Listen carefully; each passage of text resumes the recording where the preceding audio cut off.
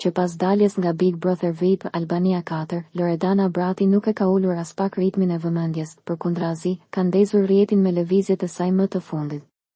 Së fundmi, ajo është shfaqur në një takim të veçantë me sozinë e saj, një rol komik që po luhet nga aktori i njohur Eugene Plovishti në Portokalli. Dhe me sa duket, ajo do jetë pjesë e një prej skeqeve të programit, episod ky që pa diskutim do të ofrojë shumë batutë. Ndërkohë, gjatë natës së mbrëmshme ajo ishte e ftuar në Big Brother Fan Club, krah Heidi Bassett, ku nuk munguan komentet për Jozin. Loredana tha hapur se kishte pritur të vazhdonte njohjen me të, por u shpreh e zhgënjur nga veprimet e tij.